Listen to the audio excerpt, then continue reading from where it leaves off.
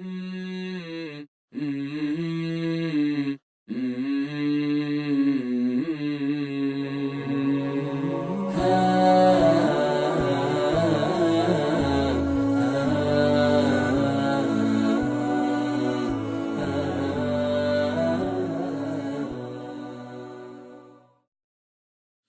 اللہ الرحمن الرحیم۔ زندگی سے لطف اٹھائیے۔ سبق نمبر 117۔ اپنی زبان قابو میں رکھیے۔ بعض مرتبہ آدمی پرواہ کیے بغیر اللہ کی ناراضی کی بات کہہ دیتا ہے، جس کے نتیجے میں اللہ قیامت تک کے لیے اس سے ناراض ہو جاتا ہے۔ اسی طرح نبی کریم صلی اللہ علیہ وسلم نے بے سوچے سمجھے بات منہ سے نکالنے سے منع فرمایا ہے۔ زبان کی لگام کھلی چھوڑ دینا ہمیشہ ہلاکت کا سبب بنتا ہے۔ کسی شاعر نے زبان کی حفاظت کے متعلق کیا خوبصورت بات کہی ہے۔ احفظ لسانک ایھا الانسان لا یلدغنک انہ ثعبان۔ اے انسان، اپنی زبان کی حفاظت اور نگرانی کر، یہ تجھے ڈس نہ لے، یہ اژدہا ہے۔ کم فی المقابر من قتیل لسانہ کانت تہاب لقاءہ شجعان۔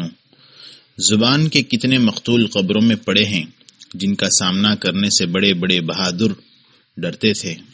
رسول اللہ صلی اللہ علیہ وسلم نے غصے کی حالت میں خاموشی اختیار کرنے کا حکم دیا، تو اس کی وجہ بھی یہی تھی کہ غصے کے عالم میں انسان ایسی بات کہہ جاتا ہے جو اسے ہلاکت اور بربادی کے راستے پر ڈال دیتی ہے۔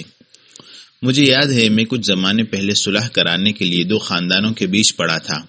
ان کا مسئلہ یہ تھا کہ ایک 60 سال کی عمر سے زیادہ اچھا خاصا عقل مند آدمی اپنے چند دوستوں کے ساتھ شکار پر نکلا۔ سب دوستوں کی عمریں تقریباً ایک جیسی تھیں۔ مل کر بیٹھے تو بچپن کی یادوں کا ذکر چھڑا۔ باتوں باتوں میں وہ اس بات پر بحث کرنے لگے کہ گاؤں میں کس کے باپ دادا کی کتنی زمین ہے۔ دو دوست ایک زمین کے متعلق الجھ پڑے۔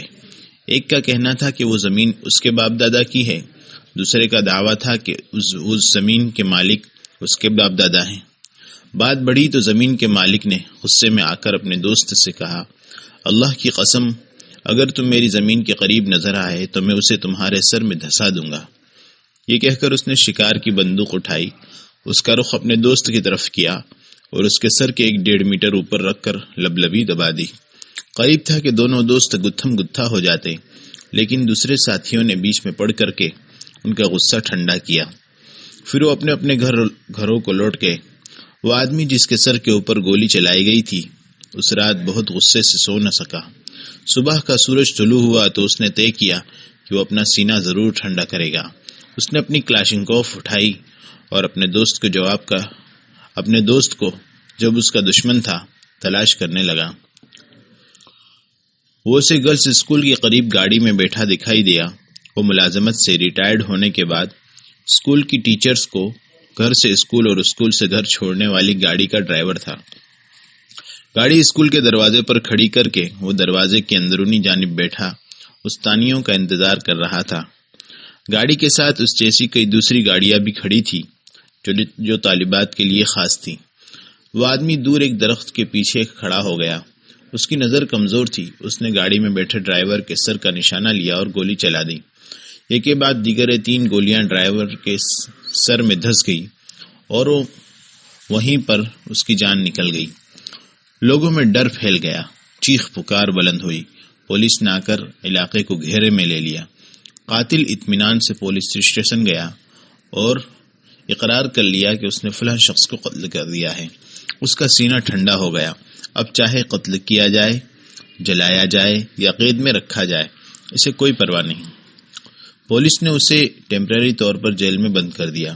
ایک پولیس افسر نے قتل کی جگہ کو دیکھا، قتل ہونے والے کا ID کارڈ دیکھا تو پتہ چلا کہ قاتل جس شخص کو قتل کرنا چاہتا تھا اس کی جگہ غلطی سے وہ کسی اور کو قتل کر بیٹھا ہے۔ افسر جلدی سے تھانے واپس آیا۔ قاتل جس آدمی کو قتل کرنا چاہتا تھا وہ بھی اس کے ساتھ تھا۔ افسر نے اسے جیل کی سلاخوں کے سامنے کھڑا کیا اور قاتل سے کہا، اے فلاں، تمہارا دعویٰ ہے کہ تم نے اسے قتل کیا ہے جبکہ گولی کسی اور کو لگی ہے۔ اس پر قاتل بیچارے نے زوردار چیخ ماری اور بے ہوش ہو گیا۔ وہ کئی دن بے ہوش رہا۔ ہوش میں آنے کے بعد اسے جیل بھیجا گیا اور شرعی جج نے اسے قصاص میں قتل کرنے کا حکم دیا۔ خلیفہ اول ابوبکر صدیق رضی اللہ عنہ نے سچ کہا تھا، زبان سے بڑھ کر لمبی قید کی محتاج کوئی چیز نہیں ہے۔ امام ابن الجوزی رحمۃ اللہ علیہ نے کہا، تعجب ہے، بعض لوگ حرام کھانے سے پرہیز کر سکتے ہیں، زنا سے بھی بچ سکتے ہیں، چوری بھی نہیں کرتے، لیکن اپنی زبان قابو میں نہیں رکھ سکتے اور اس کے ذریعے سے لوگوں کی عزتیں تار تار کرتے ہیں۔ تعجب کی بات ہے، جانور کی زبان لمبی ہوتی ہے لیکن وہ بولتا نہیں، انسان کی زبان چھوٹی ہوتی ہے اور وہ خاموش نہیں ہوتا۔